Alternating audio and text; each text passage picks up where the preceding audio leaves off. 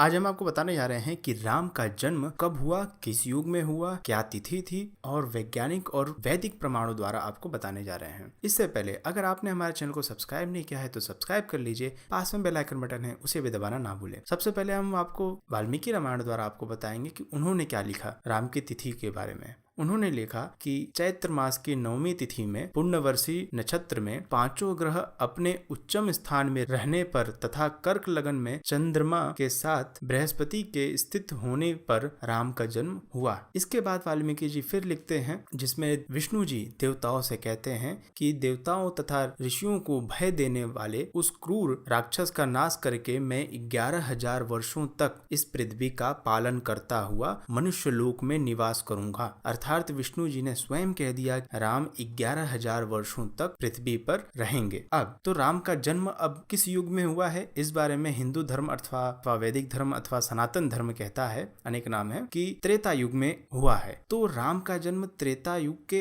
अंत में हुआ है। यह राम का जन्म युगा अवतार कहलाता है, तो यह त्रेता युग के अंत में हुआ है। इसलिए त्रेता युग का जो अंत का समय है 11,000, उतना समय राम रहे। जैसे ही राम गए उसके बाद द्वापर युग शुरू हुआ। इसलिए त्रेता युग में जो 11,000 साल रहे राम, वो मिलाया जाए द्वापर युग के साथ। द्वापर युग का कुल समय होता है 8,64,000 साल। और जब द्वापर युग खत्म हुआ तब कलयुग शुरू हुआ। तो कलयुग से अब तक अर्थात द्वापर युग के अंत से अब तक 5100 वर्ष बीत चुके हैं। तो इन सब को जोड़ें तो कुल हुआ 8,80,100 वर्ष। अतएव वेदों पुराणों के ज्ञान अनुसार राम का जन्म आज से लगभग 8,80,100 वर्ष पहले हुआ है। यह बात सत्य है, इसी को हमें मानना चाहिए। और कोई जो प्रमाण जो आजकल मिलता है वैज्ञानिकों के द्वारा, ये लोग जो है घपड़ सपड़ करते रहते हैं। अभी आज कुछ कहते हैं, कल कुछ कहेंगे, परसों कुछ कहेंगे। अतएव इन पर हम विश्वास नहीं कर सकते। जो हमारा वेद है, वेद के अनुसार जो समय बताया जा रहा है यह बिल्कुल सही है। अस्तु, अब वैज्ञानिक राम जन्म पर क्या कहते हैं इस बारे में भी बात कर लेते हैं। एक हुए हैं डॉक्टर पद्माकर विष्णु, मराठी शोधकर्ता है वो। उन्होंने कहा कि एक दृष्टि से वैदिक राम जन्म समय संभव है। उनका कहना यह है कि वाल्मीकि रामायण में एक स्थल पर वर्णित है विंध्याचल तथा हिमालय की ऊंचाई समान बताया है वाल्मीकि जी ने। डॉक्टर पद्माकर विष्णु जी ने कहा कि वर्तमान समय में विंध्याचल की ऊंचाई है 2,467 फीट और वर्तमान समय में हिमालय की भी ऊंचाई है 29,029 फीट। तथा उनको यह भी ज्ञात हुआ कि विंध्याचल की ऊंचाई बढ़ती नहीं है, जबकि वैज्ञानिकों की मान्यता अनुसार हिमालय की ऊंचाई हर 100 वर्ष में 3 फीट बढ़ती है। फिर उन्हें पता चला कि जो हिमालय की ऊंचाई वर्तमान समय में है और विंध्याचल की ऊंचाई है, इनमें जब उन्होंने अंतर निकाला तो मिला उनको 26,562 फीट। अतः जब उन्होंने शोध किया तो पता चला कि 26,562 फीट हिमालय को बढ़ने में करीबन 8,85,400 वर्ष लगे होंगे। अतएव अब से करीब 8,85,400 वर्ष पहले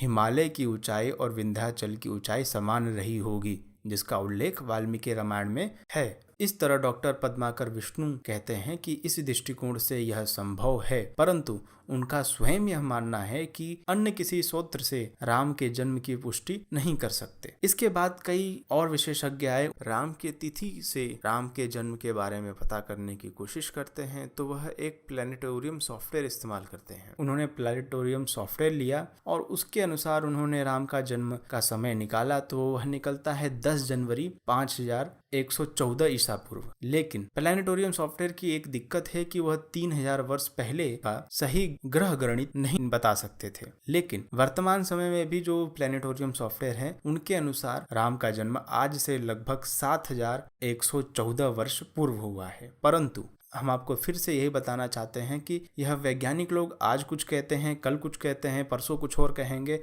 अतएव इनके शब्दों पर विश्वास करना उतना उचित नहीं होगा। हमारे जो वेद कहते हैं कि 8,80,000 वर्ष पहले राम का जन्म हुआ है, वह गणना सही है। हमने राम सेतु वाले एक वीडियो में बताया है कि 8 लाख साल पहले भी मनुष्य रहते थे और यह खुद वैज्ञानिक लोग ही कह रहे हैं। डिस्क्रिप्शन में लिंक है और एंड स्क्रीन पर भी आपको वीडियो मिल जाएगा। राम सेतु का वीडियो है, उस वीडियो के अंत में हमने इस बात को बताया है। आप उस वीडियो को अवश्य देखिएगा। आपको अगर ये वीडियो पसंद आया हो तो लाइक कीजिए, शेयर कीजिए। कोई प्रश्न रह गया हो तो कमेंट कीजिए। और अगर आपने हमारे चैनल को सब्सक्राइब नहीं किया है तो सब्सक्राइब कर लीजिए। पास में बेल आइकन बटन है, उसे भी दबाना ना भूलें।